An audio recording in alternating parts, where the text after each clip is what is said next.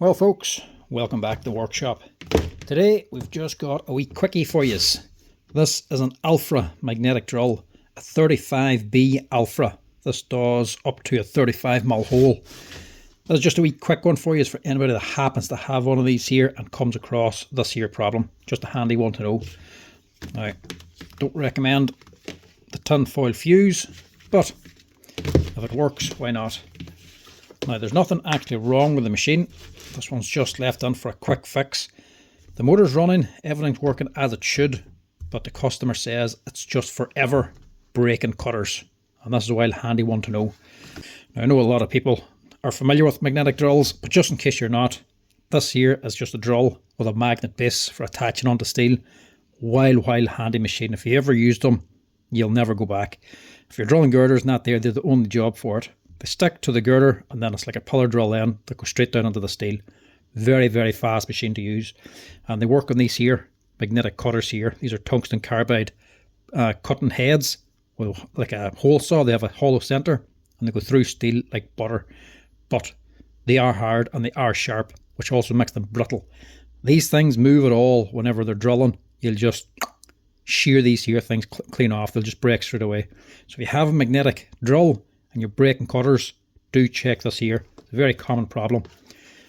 Now we'll just test her here first to make sure she definitely does work before we do anything, and then I'll go through what the actual problem is or why it's been left in. So, power going to the machine.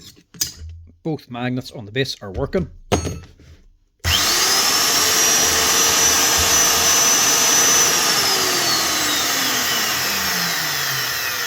And the motor's running no problem. Everything's working on the machine. But she's just, the only problem with it is, she's just breaking these bits.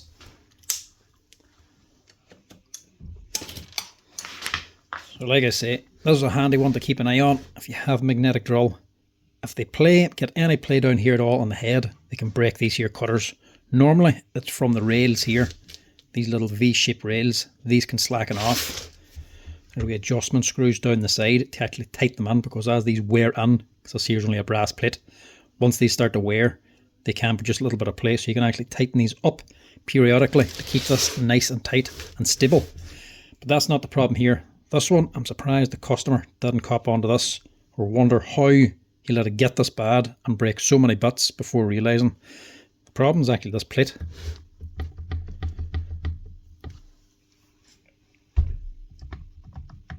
This whole thing has come loose. This here plate is unbolted and the actual motor housing has unbolted as well. So that's all we're fixing here today. We're reattaching this motor onto this here magnetic base so that it doesn't break these bits anymore. And it's quite handy to do. First thing you want to do is get the motor off the base. And to do that you first have to remove this handle. For these Alphas, there's a big C-clip on here. It's just a big spring clip. Some machines or some makes might have a bolt on here. Generally this side handle will come off. Clip and a washer, and this will slide out. There's a wee shim in there too. Pull that out. And now this isn't engaged on the actual rail here. So if this isn't engaged, you should be able to just pull the whole thing up.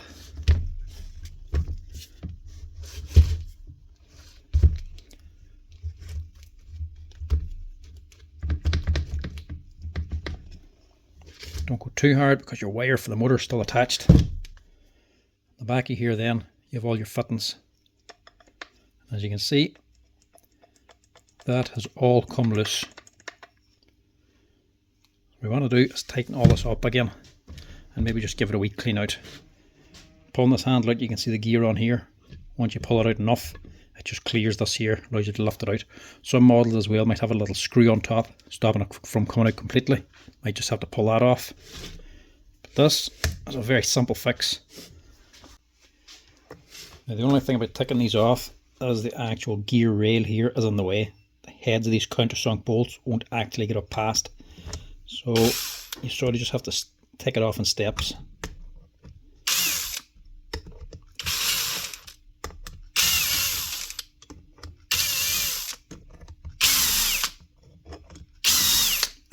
It's actually not too bad.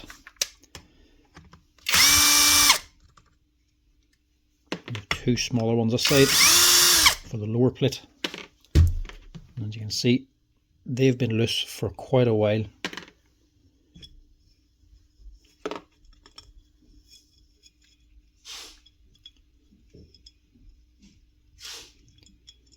Them heads just don't come out all that easy. I'll also just give this a quick wee clean down as well while I'm at it.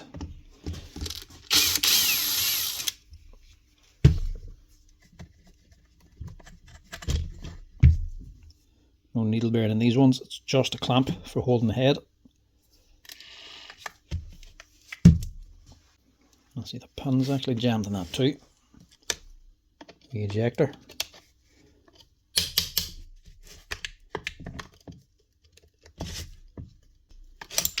There we go. That's the wee core that actually comes out from the centre.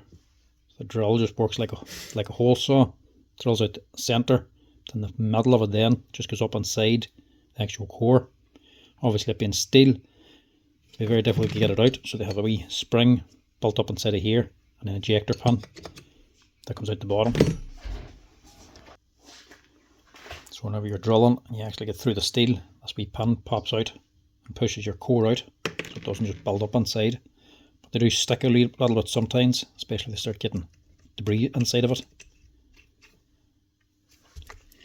I suppose we'll just take that out as well, just in case I actually let me wool, because that grub screw's missing and that grub screw's destroyed. The head's been snagged on it.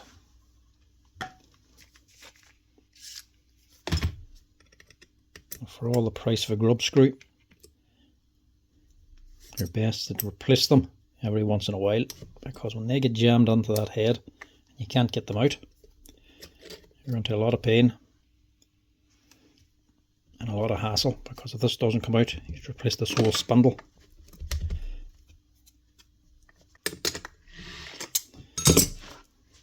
Luckily this one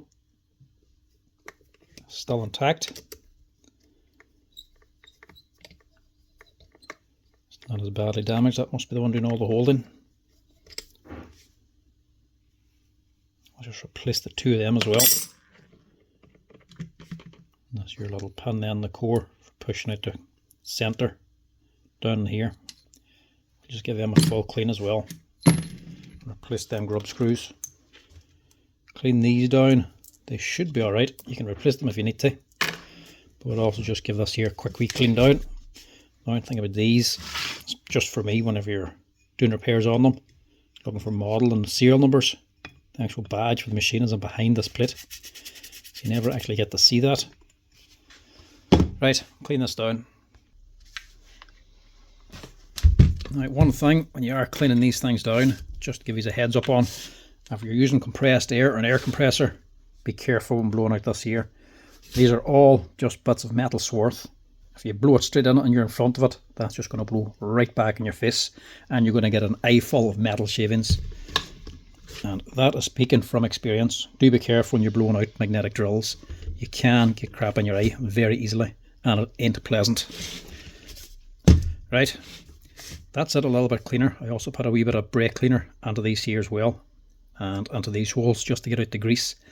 This repair, if it gets this bad, you're only getting away with it maybe once or twice. These parts are aluminium. You don't really need to replace the screws, because these are actually 10.9 hardness. These are fairly hard bolts. These aren't going to wear out, but the aluminium will. If you do this too many times, these holes are just going to come too big and it's going to be too slack all the time.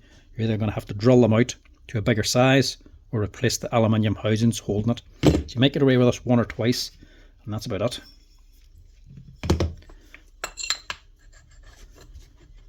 But it's a fairly simple repair.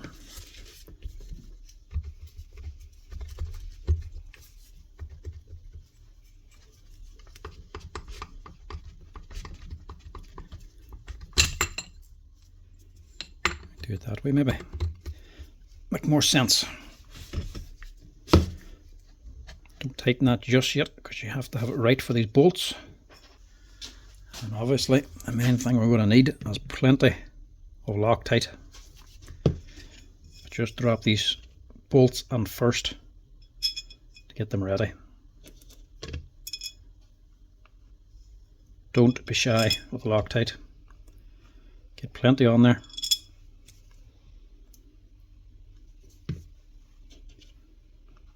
Because this is a job you really just want to do the once.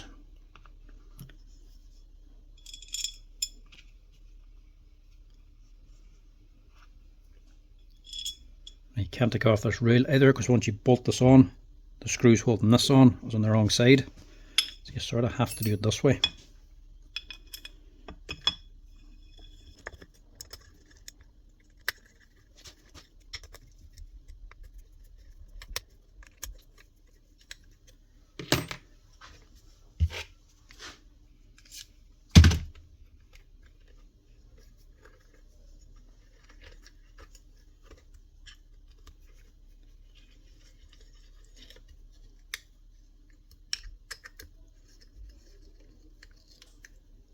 Them all on and start tightening them up and leave them good and tight so they don't back out again. That Loctite will also help hold it on. Now, I'm not sure if they use Loctite when they're assembling these here. I'm not sure if they do or not, but I wouldn't be surprised if they don't, because I've seen this happen plenty of times before. They're a good machine. They're definitely capable of a lot of work. I mean, this man here isn't just using this at home for odd jobs. This is a steel fabricator. He's actually building and erecting big steel sheds. This thing gets lots of use. So they're a good machine. Performance wise, actually nice and simple as well. They're not very complicated. But this here can come loose sometimes. That's it. That's an actual plate back on again, and that'll tighten everything up here now. So there should be no more bits getting broken here. Last thing is just tighten up this clamp.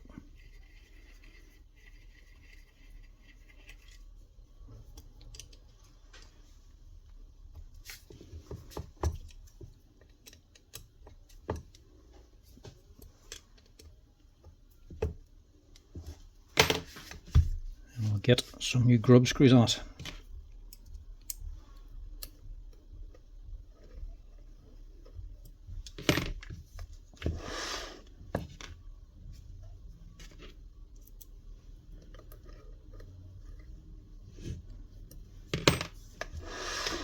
There's 3 holes for grub screws here. We'll just put one onto them all.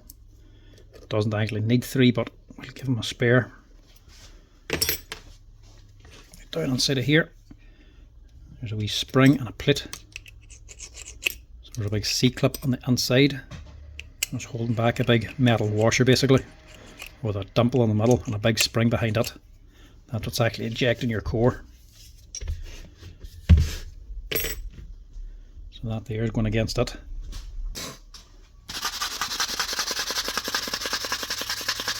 These are replaceable as well. You can buy them along with your cutters. Just ask for a center punch or an ejector pin. They cost a couple of euro, but we'll just tidy this one up. This is a little bit rusted and could be snagging on the inside. It starts to rust and binds up on this. It starts to stick, and the spring isn't strong enough to overcome the rust and the pin. So the smoother it moves, the more likely it is to pop out the pin. See, those only have 2 flat sides, so they only actually need 2 grub screws. Stick this in now, just to get it out of the way.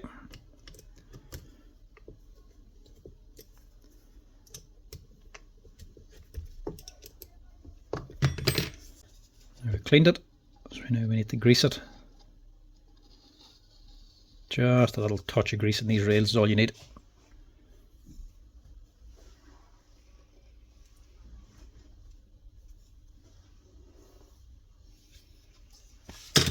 And that should be it. One alpha magnetic drill tightened up again. Slide on to your rails. Should be tight if it's well fitting.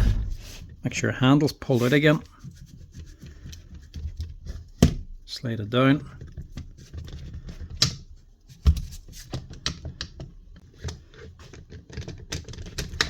if you have your handle slid on fully and you press it down, bottoms out on the actual gears, doesn't engage because the first gear on the bottom is actually flat. There's nothing there. Pull back your handle a little bit. This can slide down past the handle then push it on, and that'll engage your gears. On here, you just have a little shim, your washer, and your big clip.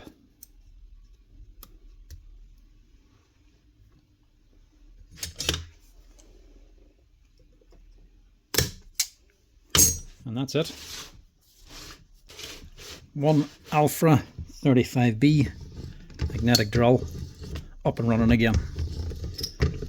The head now tight, moving smooth, motor running, no more playing the head. So now when she's running, she'll not be breaking any more bits all the time. She's actually nice and tight as well. Don't even need to adjust these here screws. When you are adjusting these, just make sure you only put them on a little bit at a time. We're talking 1/8 of a turn. Don't put them on until you feel resistance, because once you feel any resistance, it's already too tight.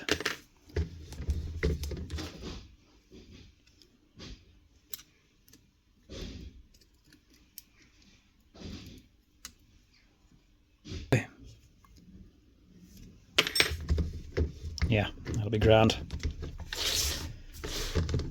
That's her. One last wee test, make sure she's alright.